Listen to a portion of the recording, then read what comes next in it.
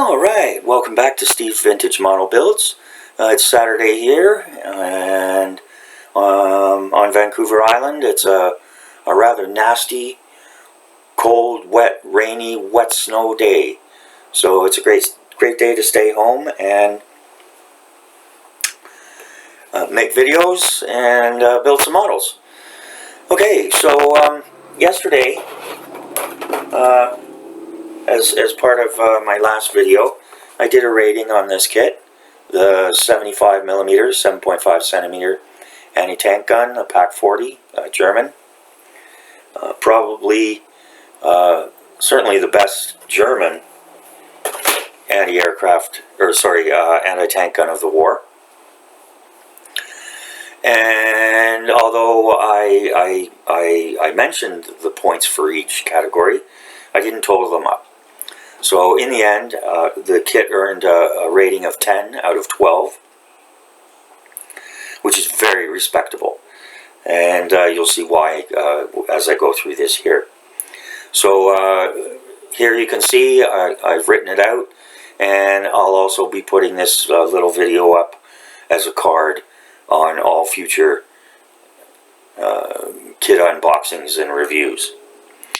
So it's pretty straightforward, and so as I said, it's a total of 12 points. There's 10 standard points, and I'll go through a breakdown. There's a quarter point bonus per category for any wow factors, and up to 1 point for value. Standard points, 10 points. First category is packaging, that's 2 points.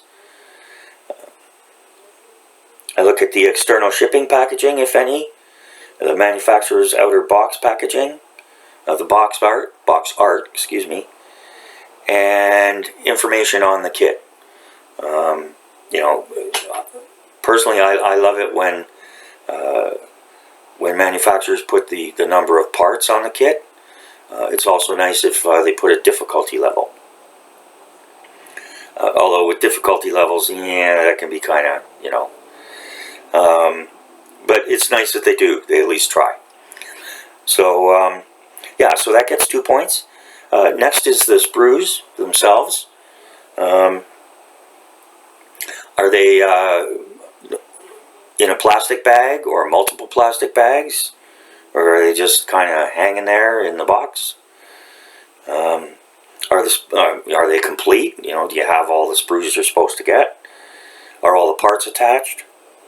And also if there's any flash, molding bubbles, nubs, and recesses.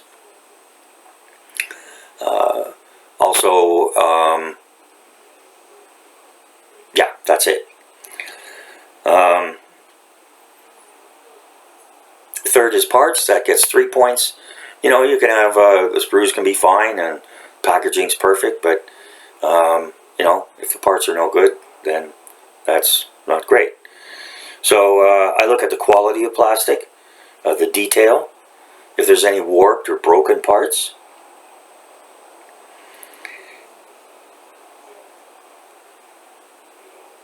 I also look at the decals and masks, and if there's any photo etch or aftermarket parts. And those would generally get an extra quarter point for wow factor. Not always, but sometimes. Last is the instructions. You can have the kit can otherwise be great, but if the instructions are a mess, then it turns what should be into a fun build into a not fun build. So in the instructions, I look at general history and service notes, the clarity of them, not just the actual printing, but you know, do the steps make sense, and are they overly complicated, or is it broken down nicely, that kind of thing. Whether they're in color or black and white. Just because they're in black and white isn't going to get them a ding, but it's always nice to have at least a color insert for painting and so forth. As we saw again with the Pak 40 kit here, the instructions are in black and white. I didn't ding them for that though, because on the back here, everything's in color. And for a small kit like this, which was like, I think it was 18 bucks altogether, that makes perfect sense. I also look to see if there's any obvious missing or out of sequence steps. These things might not be, what do you call it, obvious right up front, but after you gain some experience and so forth, looking through the different instructions, you can usually tell if something doesn't make sense. As I mentioned, bonus points will be for any wow factors. If there's extra parts that weren't expected, or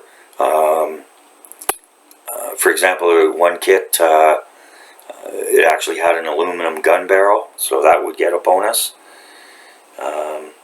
ICM packaging is always great.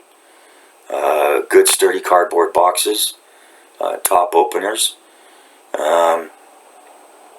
So that always impresses me. I rate value based on the overall quality of the kit and how many hours of enjoyment I can expect relative cost to the cost. So, if it's a $20 kit and I get 5 or 6 hours out of it with painting or whatever, that's a great value as far as I'm concerned. Likewise, a more expensive kit, $50 kit, if you get 10, 20 hours out of it, again,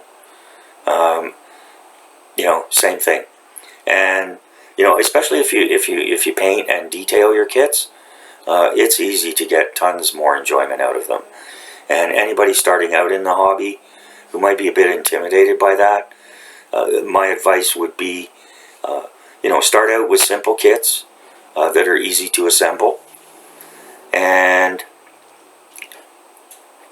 then you can build your painting skills from there. And again, if it's an inexpensive kit and you make a mess of it, either with the assembly or the painting, you haven't lost that much, and you've gained experience. So that's how I look at that. I'll also do after build reviews, which will be the overall impressions of the kit and the build, and they'll be rated as poor, fair, good, excellent, or outstanding. I don't expect any outstanding kits because I don't spend that much money on my kits. But you never know, one might come up. So, and again, always with the caveat, these are my opinions only. I always try to be fair and unbiased, but awarding and deducting points is always subjective. So, I hope everybody's clear on that, and it gives everyone a good understanding of how I evaluate a kit and award the points. So that's it for this video. As I said, I'll put it up on a card for other.